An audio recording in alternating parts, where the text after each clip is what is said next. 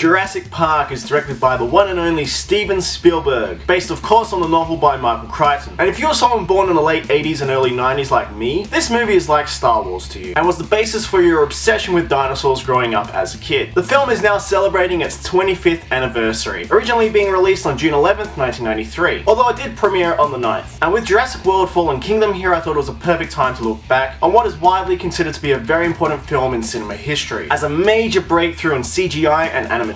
Of course, these advancements in CG did convince George Lucas to film the Star Wars prequels, so take that for what you will. Jurassic Park has been examined to death. In fact, there are countless videos on YouTube that break down scenes like the T-Rex breakout, which are absolutely fascinating if you wish to check them out. But this review will really be more of a celebration of this film. Jurassic Park is a very special film to me. I think it's the only film that I've rewatched more times than the original Star Wars movie. This movie I used to have on VHS, DVD, and even still, whenever I'd find it on TV, I'd still just sit down and watch it no matter what part they were up to. In fact, I used to just go and rewatch any scenes that featured the T-Rex over and over again, especially the paddock breakout, because I was just all about that T-Rex, and let's face it, it's the star of the film, it's why it's the face of the franchise. This movie to me is blockbuster Spielberg at his purest. It's in the 3 or 5 examples to show people what Spielberg magic is, along with Raiders, Jaws, and E.T. I mean, the fact that the guy filmed this, then immediately went to Poland to film Schindler's List, and approved dinosaur models while filming a movie that was very personal to him, should tell you what a legend this guy is. Jurassic Park really represents the evolution of Spielberg as a filmmaker from where he was with Jaws. This movie is very much if he'd made Jaws while at the top of his game on the land. Jurassic Park treats audiences the same way that Jaws did, by hiding the main attraction until about an hour into the film, only really giving you glimpses to satisfy your want to see more, respecting the less is more rule that Spielberg knows only too well. And while elements are changed from the original novel, such as cutting out the boat scene, changing characters like Ian Malcolm, or cutting out a fair bit of the violence, among other changes, the movie still maintains the spirit of the novel, and being a cautionary tale about man playing God. You guys all know the story of Jurassic Park. John Hammond creates a theme park on an island full of living, breathing, cloned dinosaurs from DNA trapped in mosquitoes that were fossilized in tree sap. Things go wrong on the island, dinosaurs break loose, and a whole bunch of people get eaten. Crichton was obviously heavily involved with Steven Spielberg and screenwriter David Koepp in adapting his novel, and I think many would argue that we got the best possible version that could exist in screen form. Would a more strictly faithful version that includes more of the violence and existential exposition be great to have? Sure. But this Jurassic Park is a classic all on its own, where when you consider all the elements that came together to make this Jurassic Park film at the time, I don't think that becomes something you can just replicate. And with Crichton unfortunately no longer with us, I don't think it's something I'd be eager to see anytime soon. The cast of course are pretty legendary. You've got Sam Neill as Dr. Alan Grant, who was just the guy that a lot of young kids wanted to be growing up, the dinosaur expert who knew everything to know, whether it's the classic shuffling of the sunglasses during the Brachiosaurus scene, or Grant bonding with Tim and Lex over the course of the film after being completely against having kids. There's a lot to love about Alan Grant, and so much of that comes down to what Sam Neill puts into his performance. He really bridges a connection with the audience. The enigmatic Jeff Goldblum as Ian Malcolm, who has now become an almost godlike figure in pop culture, is still a charming chaos theorist with a wonderful laugh, even though Ian is admittedly pretty useless for the latter half of the movie. But it's fine, we got a whole movie's worth of Goldblum in The Lost World. Laura Dern as Ellie Sattler managed to put a significant stamp on that character by making her incredibly capable throughout the movie as someone who can run through a raptor-infested basement all on her own. And of course, the late great Richard Attenborough as John Hammond, who really is the glue of the film, and just has this wonderful naivety to him the entire time, while absolutely owning the screen with his presence in every scene. You get to really sympathize with and understand Hammond's mission to try and create this theme park for everyone, and when he sees his dream fall apart in front of his eyes, you really feel for him. And so much of that emotion comes down to how it's portrayed by Attenborough in his performance. Not to mention the likes of Wayne Knight, Samuel L. Jackson, Bob Peck, B.D. Wong, all names that are synonymous with Jurassic Park, and you could not imagine the film without them. Sure, villains like Dennis Nedry are a bit cartoonish, but you can still understand why he'd want to steal from Hammond, even if it's not overly apparent. Plus, I'll take Dennis Nedry over some of the villains that we get in the later sequels any day. But of course, the dinosaurs are the real stars of the show, created through the combined efforts of the late great titan of the industry Stan Winston, Dennis Muren and the digital wizards over at Industrial Light and Magic, Phil Tippett, Michael Lantieri, all were so incredibly important to bringing this film to life, which would have just included stop-motion dinosaurs if technological leaps hadn't been made. I know numerous behind-the-scenes featurettes have been made over the years, but if you're someone with even an inkling of interest in how movies are made, you owe it to yourself to watch how Jurassic Park came to be and check those special features out. Whether it be the life-size animatronic T-Rex built by Stan Winston, to early CG footage that convinced Spielberg to push forward with CG dinosaurs, there's so much to explore and dive into that is is absolutely worth your time. Because let's face it, the effects today hold up so well. And even though a couple of shots have clearly aged, I'd still take this over some of the modern CGI that we get today. CG here is really only used for the wider shots, intercut with shots of either animatronic or puppeteer dinosaurs that are being controlled by another person, which make moments like the T-Rex breakout so legendary and powerful to this day. Everyone was working on all cylinders trying to create some real movie magic with Jurassic Park, and whether Hurricane Inky, which hit the production during filming, had anything to do with bringing the crew closer together, I have to say you can absolutely feel everyone's passion behind this film. Of course, you can make the argument now that the dinosaurs aren't up to scientific standard, lacking the feathers and all of that, but at the time Jurassic Park was pretty close and consistent with what was scientific fact, something that later sequels have sadly forgotten about. But Jurassic Park is only half a film if it were not for John Williams' legendary score, which is probably just below Star Wars and maybe Jaws for his most iconic score, because you can probably play the Jurassic Park theme, and most times than not, I think most people would know what theme it was after a few beats. From the absolute grace and wonder you hear during the Brachiosaur scene, to the roaring tune heard as the helicopter approaches Isla Nublar for the first time, or the raptors hunting the kids in the kitchen, the score creates so many powerful, emotional moments that you just wouldn't have the same movie if it weren't for John Williams. And yeah, you can probably blame some of the emotion on nostalgia, but there are still so many genuinely incredible scenes in the movie that still to this day get me emotional. And it really comes down to the combined efforts of everyone that was involved in this production that made Jurassic Park into the masterpiece that it is today, including George Lucas, who supervised much of the post-production process while Steven Spielberg was off filming Schindler's List. 1993 is still considered a pinnacle year for Spielberg, who not only won Best Picture and Director at the Oscars for Schindler's List, but also had the highest grossing movie of all time under his belt with Jurassic Park. The closest we've come to a feat similar to those achievements is James Cameron with Titanic 4 years later. Jurassic Park is an all-time classic with a legacy that is still felt to this day, and I am so glad that it is still connecting with fans around the world today. It's a very special movie that means a lot to me personally, and I'm very happy that we're getting to celebrate its 25th anniversary. Jurassic Park, of course, gets a 10 out of 10 from me and a Mono's Choice Award. Thank you so much for watching, guys. As Jurassic World Fallen Kingdom is now in theaters in some parts of the world, I'll be going back and revisiting some of the old Jurassic World and Jurassic Park movies, just because, hey, it's fun to go and see these movies again after so long. So guys, if you like this review and you want to see more, don't forget to stay right here for your Mono Fix. Bye guys.